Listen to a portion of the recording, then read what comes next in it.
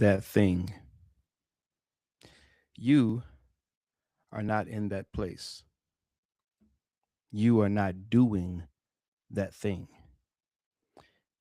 because you have not given yourself permission to.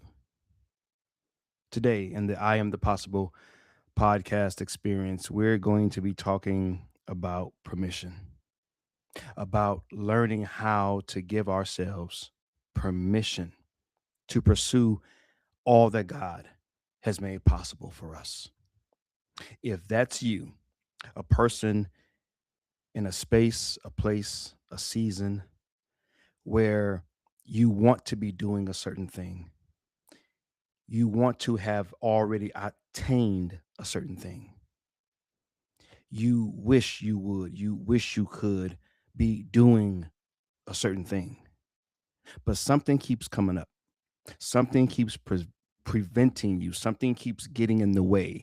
You keep finding ways to fail, you keep finding ways to shrink back, you keep finding ways to sabotage yourself. You keep talking yourself out of it. You keep looking for every reason possible that points to you not being able to do it, have it, be it. If that's where you are, there's something that you really want to be doing, somewhere you really want to be, something you really want to lay hold of, but you're not. Then today's episode is for you. Welcome to the live edition of the I Am the Possible podcast experience. This is the place where possibilities become perspective. I is your host, Treveal C. W. Lynch, Mr. What? And my mission, our mission here in the I Am the Possible universe is to give perspectives on life that give life to what is possible in life. Today, guys, we're going to be talking about permission and you learning how to give yourself permission to pursue the possibilities of your life. Now, some of you may be thinking to yourself, what are you talking about? Permission? Why does permission matter? How does this play into this? What are you talking about, permission? Well, I want to share a couple of stories with you that I think is going to kind of shed some light on this. And then I want to give you a few things that you can start to do to correct this behavior in your life. Because it really, really does come down to what's happening right within you and within you that is ultimately producing the results and the outcomes, the things that we're experiencing out here. And so I was at lunch the other day. Me and my boy CJ, we were chopping it up, and I forgot how we got on this topic, man. But we started talking about church life, and we started talking about like different ministries and just different things that kind of go on within the church.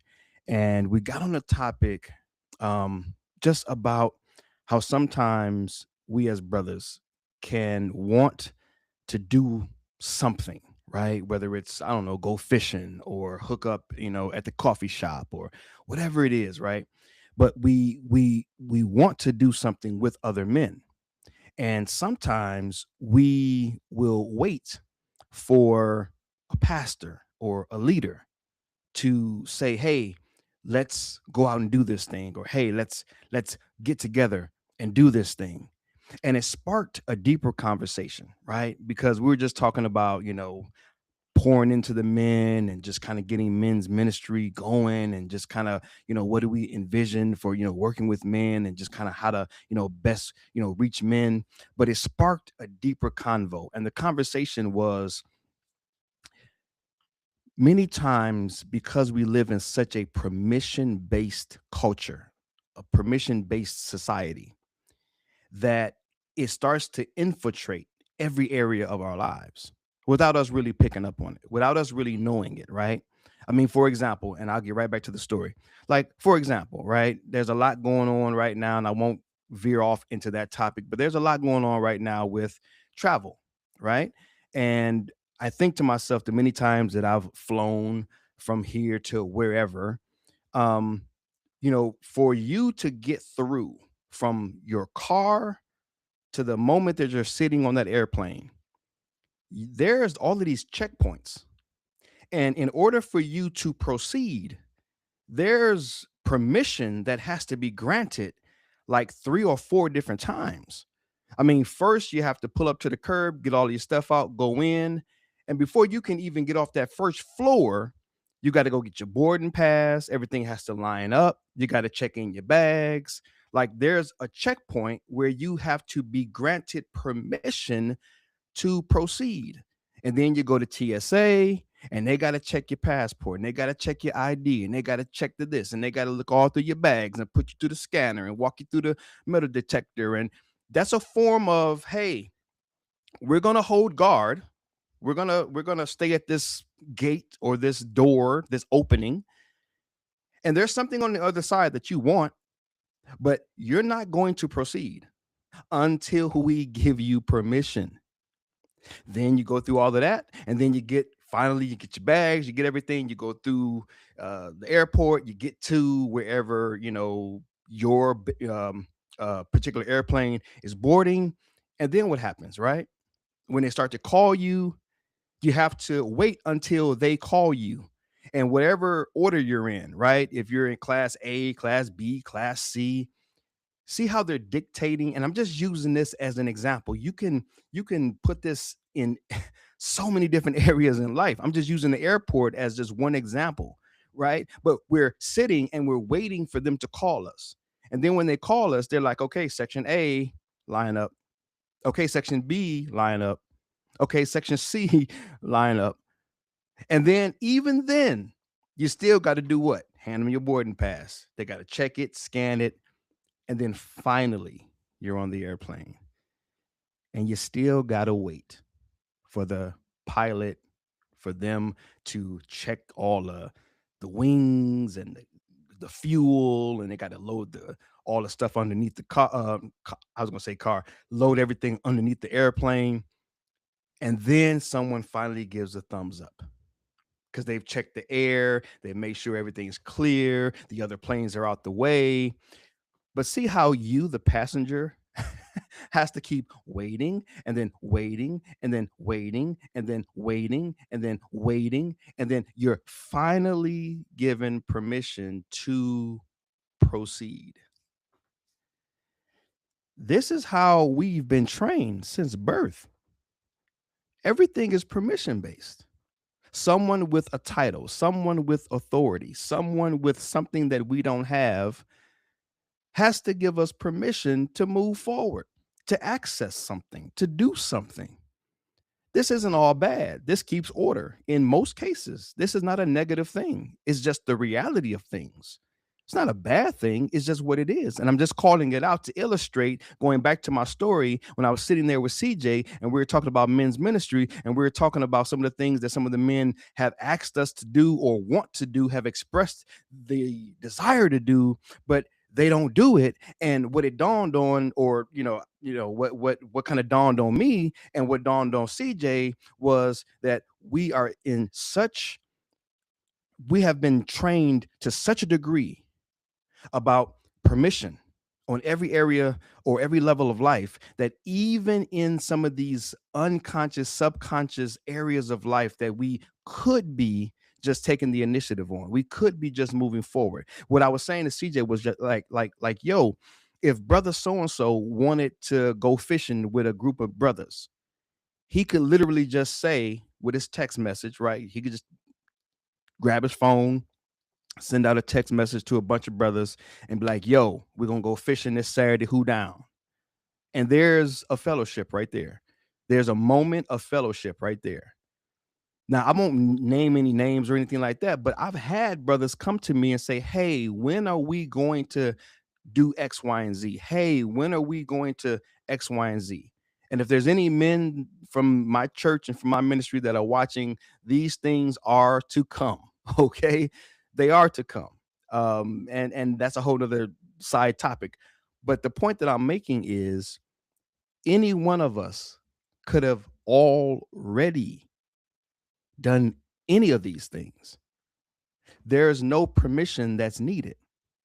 Because sometimes we think, well, if the pastor don't do it, if the deacon don't do it, if the person with the title don't do it, who am I to do it? See, these are not things that are happening on the surface. These are the subconscious, the levels below. These are things that are happening and creeping and that are coming up in our hearts and in our minds. Again, it's not a big deal. It's not a bad thing. But my point is, I'm using this story to illustrate how you could be not giving yourself permission to do something that you have all the permission in the world to do. Like, no one's holding you back. God's not stopping you. Your pastor and them ain't stopping you. Your mom and them ain't stopping you. Your homeboy and your homegirl ain't stopping you. Ain't nobody stopping you but you. And this is not to point the finger. This is not to make you feel bad. This is not to come at you. This is to reveal. Remember, the greatest form of self-development is self-discovery. Before we level up, we must level down. We must start to understand what is happening within us that is causing some of the things that are going on without us or on the outside of us that we don't like, that we don't want. So if I can get on here and just present to you that maybe it's a permission problem, maybe God's giving you all the permission in the world to pursue all the possibilities that he's given you, that's blessed, that is possible in your life, all these blessings that you could be experiencing. But you've been, like I've been, trained to think that we're waiting for someone to give us permission in order to pursue. And it's just not true. I'm not trying to rhyme, right? But it's just coming out that way, right? And here's the idea that I want to share with you. Like, we, sometimes when we preach, it's like, if there's one idea, if you don't hear nothing else, the permission to pursue must come from you. I'm gonna say that again for the people in the back. The permission to pursue must come from you. Even if God gave you permission and you knew God gave you permission, you still got to give yourself permission. It's a partnership. There's many things God has told you to do and you've not done it. Why? Because you have free moral agency over yourself. You have this thing called autonomy, this gift called choice. And we have to, if we want whatever that thing is that we want, if we want to be wherever that place is that we want to be, if we want to be doing whatever that thing is that we want to be doing, then we must come face to face with the facts that we are permission granters. We are, you are, I am. Just as I am the possible, you are the permission granter. And you can start right now, today, in the most minute, most small, most baby step style way, to just start to give yourself permission. This morning, I was on a walk, and I don't know, I just kind of woke up kind of feeling a little off for whatever reason, right? I don't know the reason, but whatever the reason was, but I got on my little prayer walk, and, I got with the creator, and I was just like, yo, man, I give myself permission to be all right today. Like, I don't know what's going on. And maybe there's some things that I need to address and work on and work through. But I was just like, yo, man, today is recording day. And today I'm gonna try out this whole new live thing just to make sure everything's connected and everything's working right. I said, so I've got a commitment that on Tuesdays I release the new episode. Now, maybe there's a day and a time where I can skip a day because things are too rough or too hard, but today ain't one of them days. I was just kind of feeling off. So what did I do? I consciously spoke to myself, and I'm going to be getting into that in just a moment. But I spoke to myself and I say, yo, I give me permission to be all right. Sometimes we got to give ourselves permission to be all right. But that's what I wanted to share with you in terms of kind of how this all came about. It's like, yo, man, we are in such a trained position mentally, cognitively. We are in such a trained position because that's all it is. We've been trained to be where we are mentally, and we can train. That's the good news. If we can train ourselves to get to where we are, we can train ourselves to be somewhere else. And we can train ourselves to be in a position and a place mentally, cognitively, where we are permission givers of that which has been made possible for us. We don't have to continue to give ourselves permission to fail, permission to stop, permission to draw back, permission to shrink back, permission to tomorrow I'll do it, permission to put it off, permission to postpone, permission to do this whole thing where somehow, some way we're just always just falling short. You're giving yourself permission to fall short. I've done this. That's why I can speak to it. For years, I've given myself permission to fall short. For years, I've given myself permission to not do certain things, not say certain things, not go certain places. Right? I've done that. I know this to be true, and maybe I'm speaking to you today. And so, just like I'm becoming more and more aware and more conscious of this, you can become more and more aware and more conscious of this. Okay? So one more story, man. One more story. I won't say any names. I won't even say if it's a man or a woman. I'll just say they. Okay. And that's not a pronoun. I'm just saying they, as in I'm not going, because I've always made a commitment, right? If I'm gonna share a story and I haven't been given permission, except for CJ. I mean, me and CJ, we do this podcasting thing. We cool like that. He won't mind me sharing our conversation from earlier. But other more sensitive matters is like if someone didn't give me permission, then I'm not going to share their name. Okay. So I'm going to just say they. All right. But I thought it was appropriate for me to share this story though, because I think it illustrates the other side of the coin, right? The law of polarity, right? There's always two sides to every coin, right? There's no one-sided piece of bread, right? If you got a slice of bread, I can promise you it's got two sides to it, right? That's the law of polarity summed up. So there's always another way to look at things, all right? And so this this person, all right, I okay, I know a person who doesn't have a title, who has not been deputized to have any super level of authority kind of whatsoever. But this person will ask anyone to do anything at any time to get what they need done.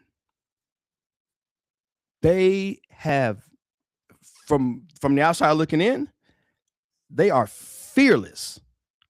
They will ask you to do anything at any time, no matter who you are, to accomplish what they have set out to accomplish, their pursuit of what's possible.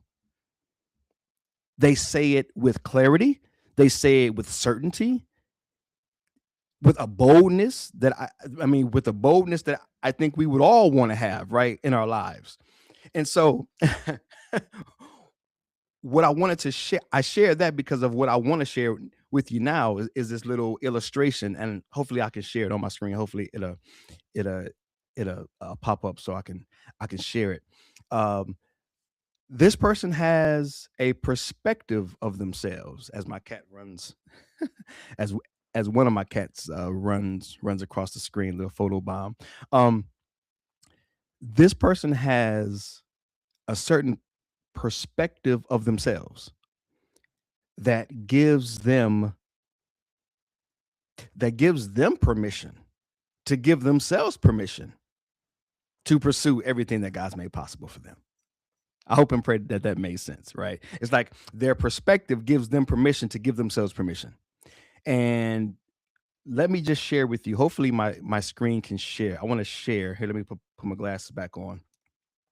Hopefully, I can share this. Um, it'll it'll share because I hadn't created these slides. Let me see if I can do this. Let me share the screen. Let me see if I can bring it up. Uh, okay, if I do a full screen. Okay, let me see if I can share my screen. All right, hopefully you guys can see this. Okay. All right, now let me put it in a full screen. All right, perfect. I think that's perfect. So hopefully what you guys can see on your screen right now um, is the self concept, which is my favorite topic, and it shows a progression.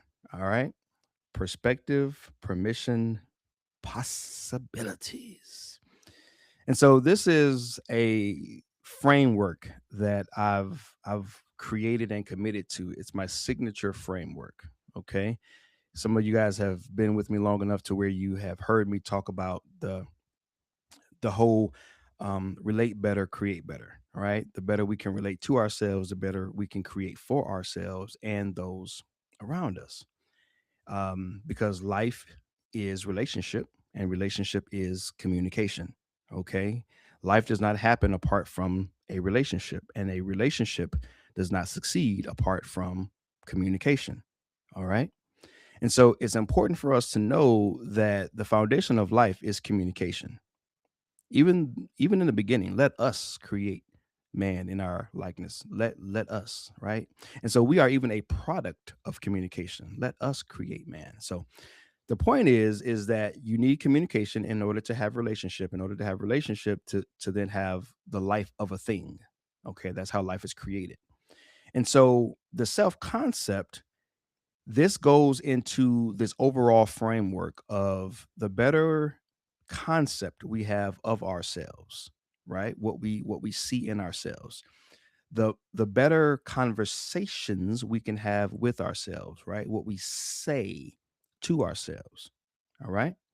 And then that leads into the greater um and improved capacity, okay, that which we are able to really manage and maintain within ourselves, because a lot of times it's just we have a capacity issue. We don't have the capacity for the newness of whatever it is that we want to do.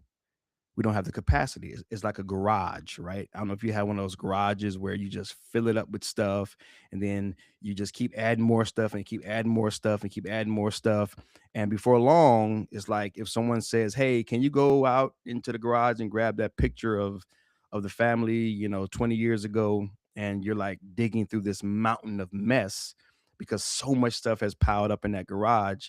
Well, that's kind of how capacity works. It's like you just keep adding more things in there and it gets more junkier and cluttered. It's just all of this clutter, and then it's very difficult to quickly assess, or I'm sorry, quickly access the things that we need and that we want. And so that's kind of sort of my illustration for kind of how it works within our hearts and within our minds, right? We don't have the capacity. We haven't expanded internally to where we can hold and we can properly manage and maintain all of the new things that we are adding to our plates. And so that's what leads to overwhelm and burnout and quiet quitting and all this other stuff that we get into. Anyway, that's a whole nother topic. But to stay on point, or at least to try to, right? I just share so much information. But this self concept, again, concept of self, right? Then we move into conversations with self, and then we move into capacity within self. Okay. And so this right here, this perspective, I was sharing a story about this person having a perspective of themselves.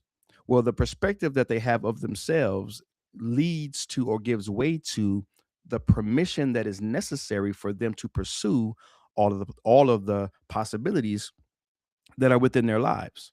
So this is at a super high level, right? This is the stuff I coach, I train and teach, but this is a very, very high level kind of explanation, right? Make it simple, right? Make it very simple. So the way you see yourself, the self concept is made up of your self belief, your self image, your value, your worth, just all of the things concerning the way that you look at yourself, your perspective of self, the position that you hold currently of yourself, the evaluation you have of yourself, the value that you hold of yourself, the way that you look at yourself. That is what is controlling whether or not you are giving yourself permission to pursue all that God has made possible. Does that make sense? This person that I'm talking about, that person has a perspective of themselves that says, "Hey, I got permission to ask these people to do this. I got permission to, institute this. I've got permission to be about this. I've got permission to go about this." They're giving themselves a green light over and over and over. The permission, the green light, the access.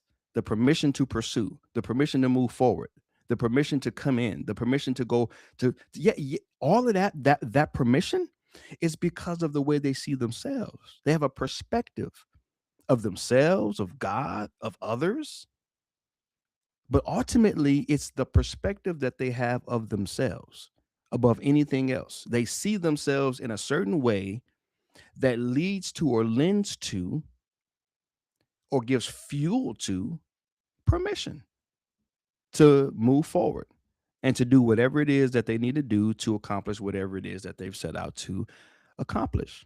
Why does this matter to you and I? Well, because again, as I started, if you're the person that is finding ways to shrink back, finding ways to fail, and that's a whole other topic, but I don't really believe in failure. That there is no such thing as failure, and I'll explain that in a whole different episode. But yeah, man, you're the person that would want to be doing something else, would like to have something else, you would like to be somewhere else, but you're not. And a lot of it has to do with the concept that you have of yourself. A lot of it has to do with the way that you look at yourself. When you set out for that dream, that goal, that ambition, whatever it is, something within you is saying, no, that doesn't align with who I really believe I am. No, that doesn't really align with the kind of person that I believe myself to be. Because for you to maintain and manage, for example, $1 million, you have to kind of, to some degree, even if it's just some, trying to figure out the word for it. There's a word that I'm trying to use, but I mean, but like even if you're like um just thinking extremely audacious, concerning yourself, or you just have this overestimation of yourself, that's fine. The mind says, okay, that works. There's a different word that I'm trying to use, not quite coming to mind for me right now, but like we have this inflated idea of ourselves. Well, that works because that inflated idea of yourself gives you permission to pursue the $1 million. It's not about right or wrong. It's not about good or evil. It's not about godly or ungodly. No, no, no, no, no, no, no. This is just how the mind works. This is just how the brain works. So if you are a righteous person and you think poorly of yourself, then you're going to give yourself a lot less permission to pursue better things. If you are an unrighteous person and you think very well of yourself, then you're going to give yourself a whole lot more permission to pursue a whole lot more possibilities. Doesn't matter about your faith. Doesn't matter if you're a Christian. Doesn't matter if you go to church. Doesn't matter if you're none of those. This is not a separator. Those things help. They can help, but I've also seen ways that they can hurt, and I won't get into that today. But the bottom line is the perspective you have of yourself will dictate the permission that you give to yourself, which will dictate the pursuit of the possibilities in your life. And that's why I specialize in giving perspectives on life that give life. When I say give life, I'm talking about like almost like the inspiration that we find in Genesis, right? Where God formed man and man was just a lump of clay until God released that breath of life, that inspiration, that inspiration, that blowing into, the inflating, the making aliveness, right? Some of us are deflated and we don't feel alive. That's why one of my favorite quotes, if not my favorite quote in the world, Mystic Howard Thurman: don't ask what the world needs, ask what makes you come alive and go do it. Because what the world needs is people who have come alive.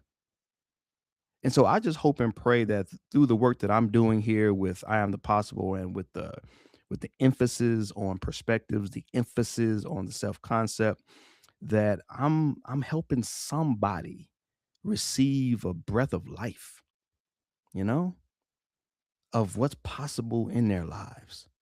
So I just hope and pray that this has met you where you are. I'm gonna go ahead and stop sharing Let's see. How do I stop sharing? I jumped on here and just said, okay, I'm gonna share. Then how do I stop sharing? Okay, there we go. That's how I stop sharing. All right, getting used to this technology. Told you this is my first time going live with this new platform, so testing everything out. But let me go ahead and wrap it up, man.